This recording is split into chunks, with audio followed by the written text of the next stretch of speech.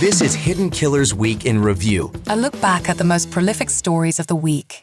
Welcome to the podcast. If you'd like to listen to an ad-free version of this episode and all of our episodes, then search True Crime Today Premium Plus on Apple Podcasts and press subscribe. That's our premium channel where all of our ad-free and advanced episodes live, all in one place. True Crime Today Premium Plus. Search it on Apple Podcasts and press subscribe. Even try it for 3 days free. The line between killer and hero is thinner than you think.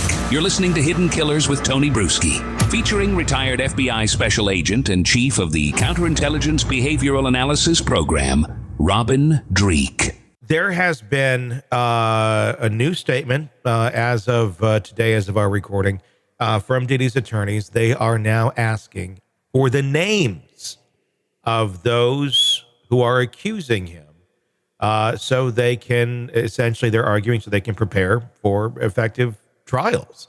What do you think of that? I mean, a lot of people file this stuff anonymously for protection because they don't want to be persecuted. They don't want their names out there.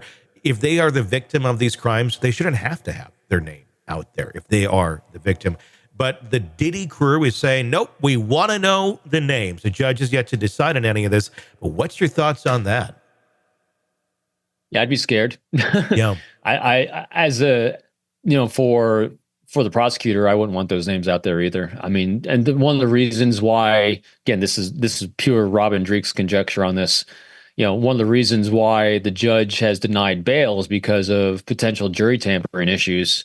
And so if the reason why they didn't want Diddy have bail is it wasn't necessarily fear of flight or risk of flight, but the jury tampering issue, the last thing you want to do is, or witness tampering, I should say, not jury tampering, the witness tampering issue, the last thing you want to do is let them know all the witnesses. So yeah, I would think the judge isn't going to rule on that.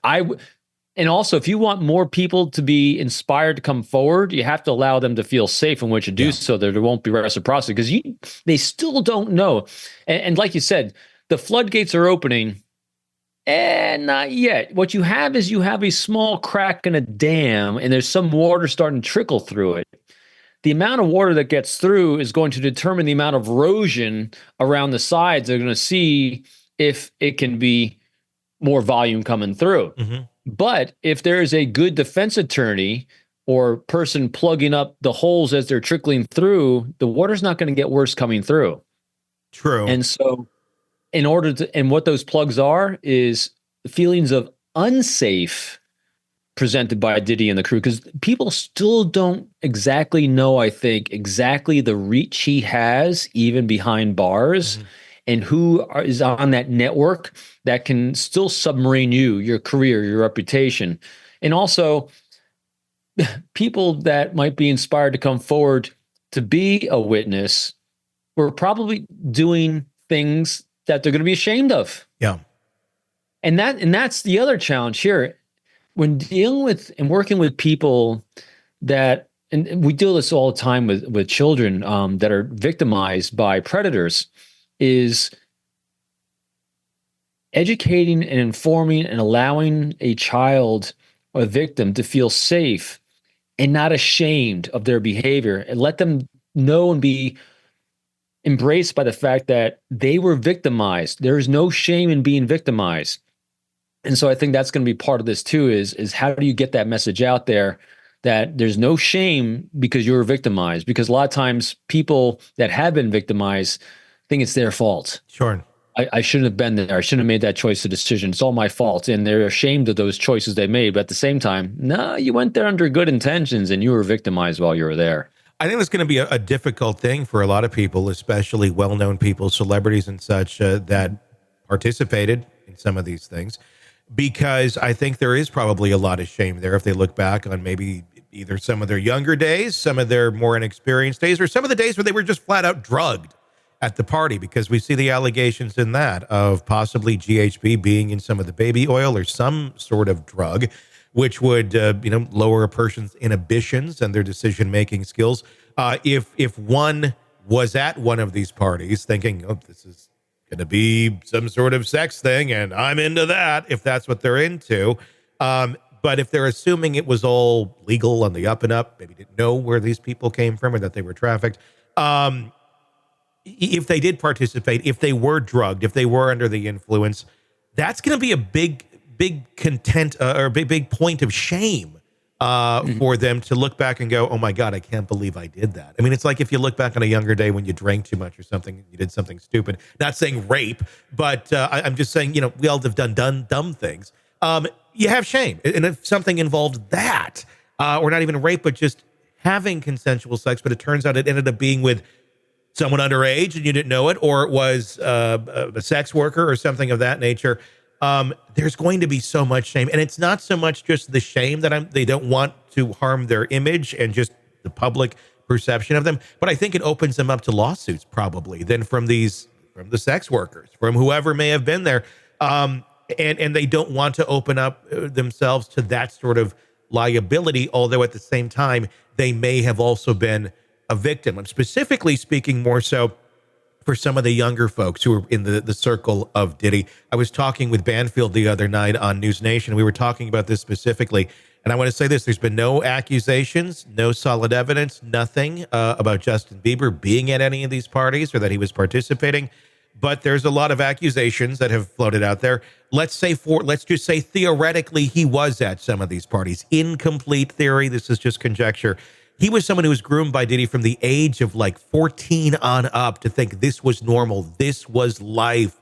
And this is the guy you're looking up to as the leader in the industry. And he's bringing you into his parties and you were drugged too. And you end up participating in some of the stuff. Again, just conjecture, not any evidence behind any of that. That to me looks like someone who's also been victimized by Diddy, but then also possibly, depending on what happened, could end up victimizing others. We see this quite often with abuse victims. Again, not saying that's what happened, but let's just, for example, say that is something that happened, whether it be someone like a Bieber or somebody else who was young, impressionable, groomed, and then into that situation. That's a whole other dynamic.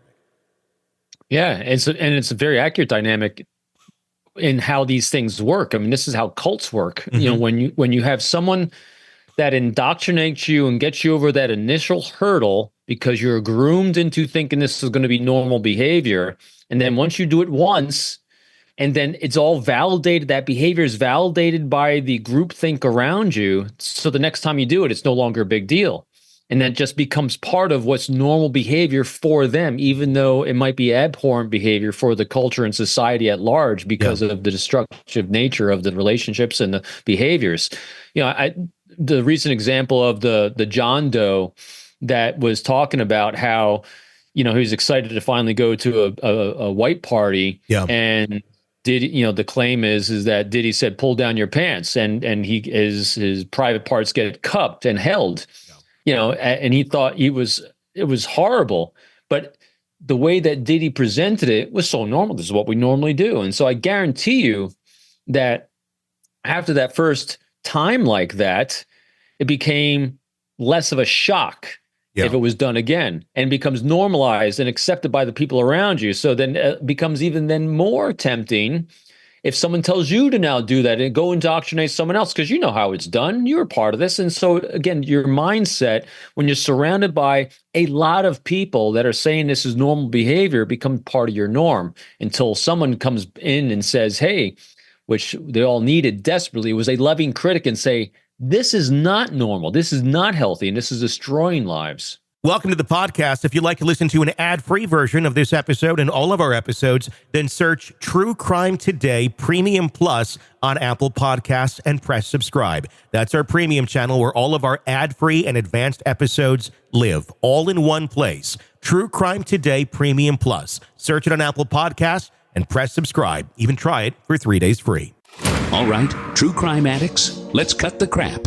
You're knee-deep in the gory details of your favorite podcast when suddenly a commercial hits like a bad meal. Seriously? You deserve better. Upgrade to True Crime Today Premium Plus on Apple Podcasts, where you can binge without those annoying ads. Plus, get extended interviews that go deeper into the darkness and early access to episodes so you can be the first to know. It's like trading up from fast food to fine dining, but with more blood. So, go ahead, search for True Crime Today Premium Plus on Apple Podcasts, subscribe, and feast on the good stuff.